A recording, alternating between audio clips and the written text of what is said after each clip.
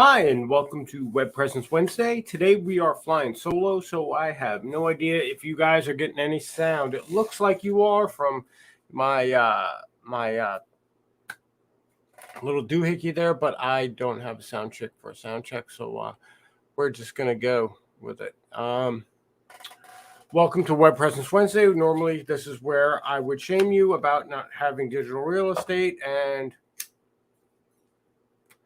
all of that jazz, but I am not going to do that today. Today, we have some updates on the network and how we're going to be doing things over here. One of them being I am currently re-employed starting tomorrow at 9 a.m. This happened today, this morning. So it's not like I could really give anybody advance notice. I've been doing some odd work here and there to try and get, enough for like free food here and there or what have you. But, Donna gave the sound check from her phone in the other room. She's laying down right now because she's not feeling too well.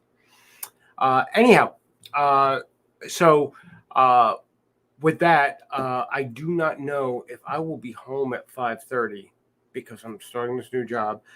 It is a kitchen job, but it's a prep job, so I should be working mornings, but I don't know what that really entails until it happens. I may be coming home after 5 or after 5:30 and making the live at 5:30 an impossibility, and we will have to adjust accordingly, shift, as it were.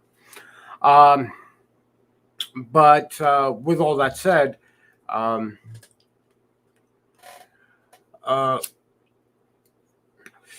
there's not much going on. A lot is quiet on the Facebook front, and I'm pretty sure that has a lot to do with the fact that Facebook has been reacting very negatively to people posting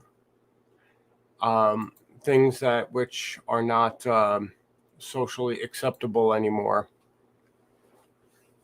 if we want to go that route.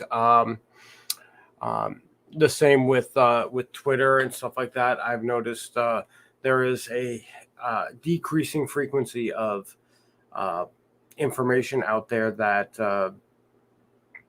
could only be really attributed to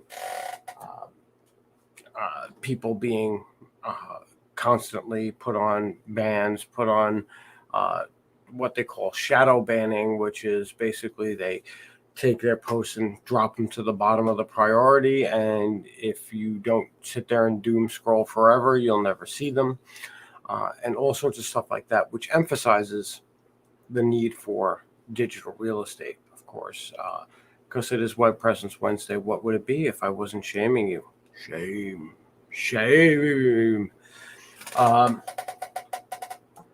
But having digital real estate does have its pitfalls.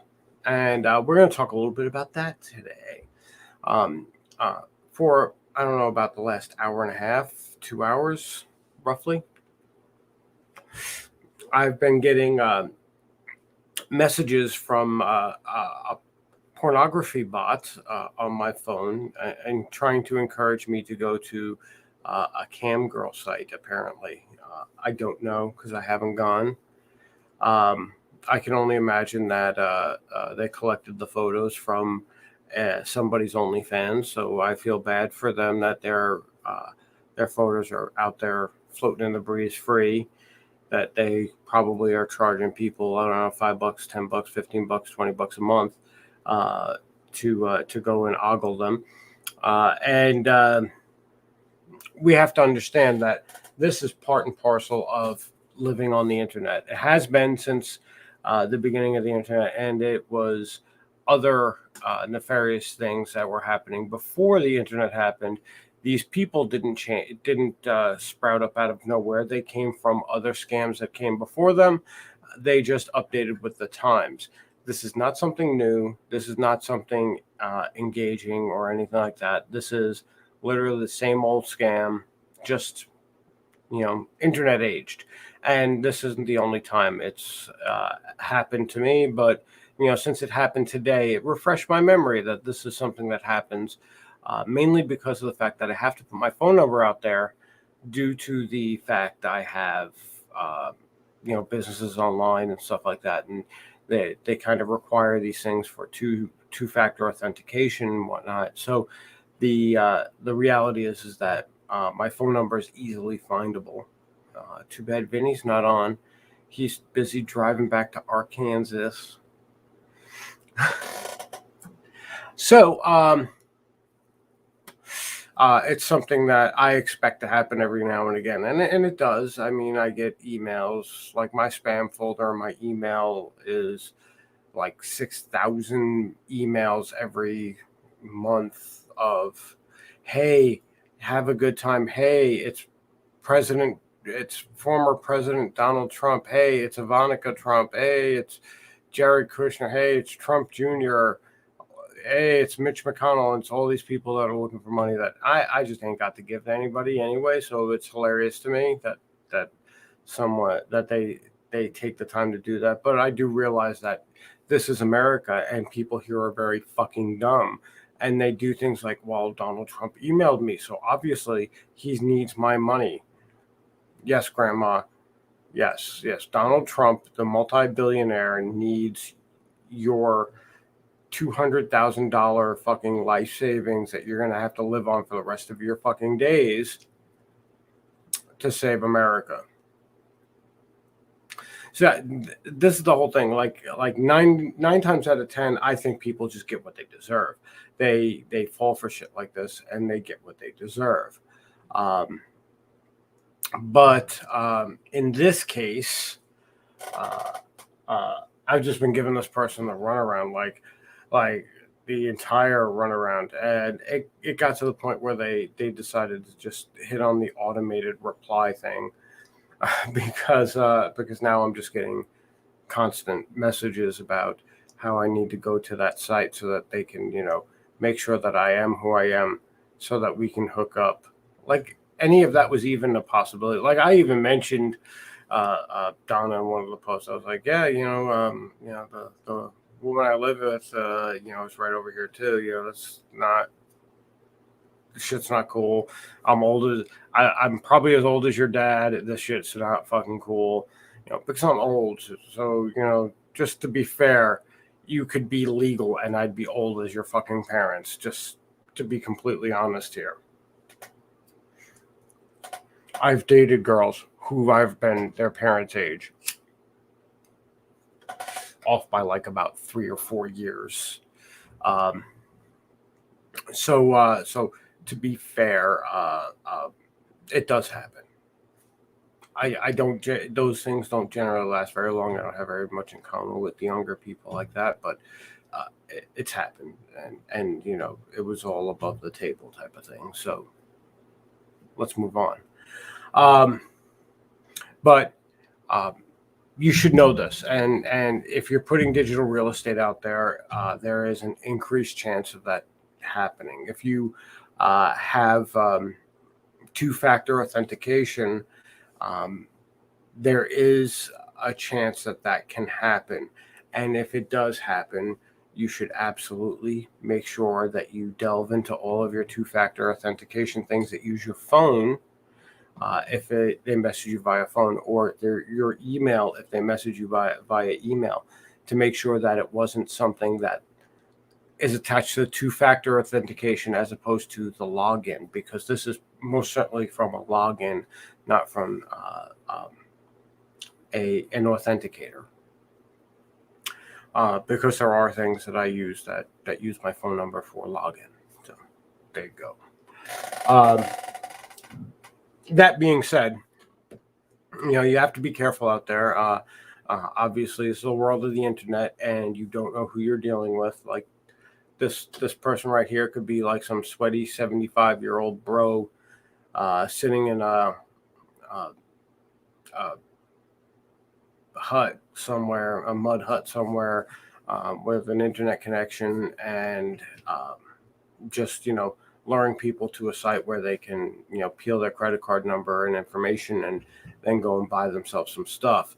And you have to make sure that, granted, you're on the up and up and you're not looking for pornography, so you're probably not going to porn sites. I get that, but the reality is that that's not the only thing that they can use to fish from you. So you should absolutely always check everything, verify everything. It's the wisest thing to do. So to recap, before I sign on out of here, because I don't have much else to say, I do not know what the fate of Live at 5:30 is going to be. If it's going to be later, if it's going to be on time, I am not sure. We will find out tomorrow. When I get out of work, I will absolutely let Donna know when I'm leaving work so that she can figure out. Well, she'll probably just post on the network that the Live at 5:30 will be postponed until X time. And then this way we can move forward from there.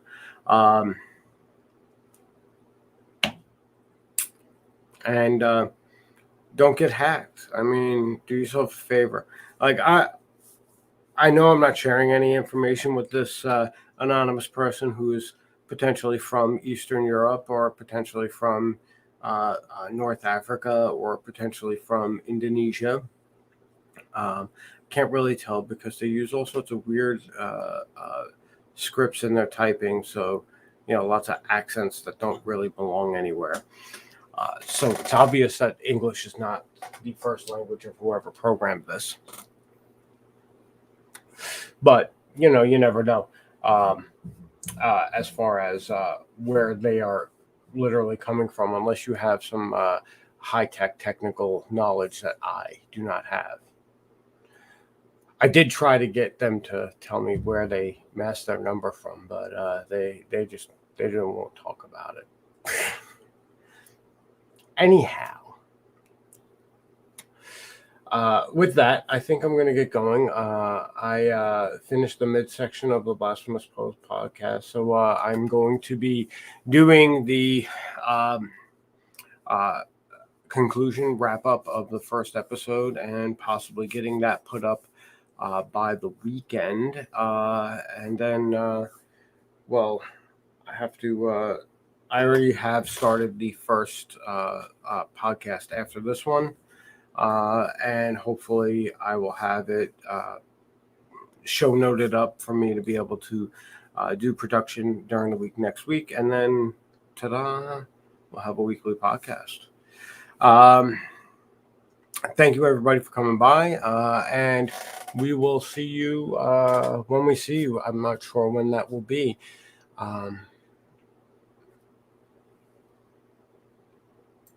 Bye.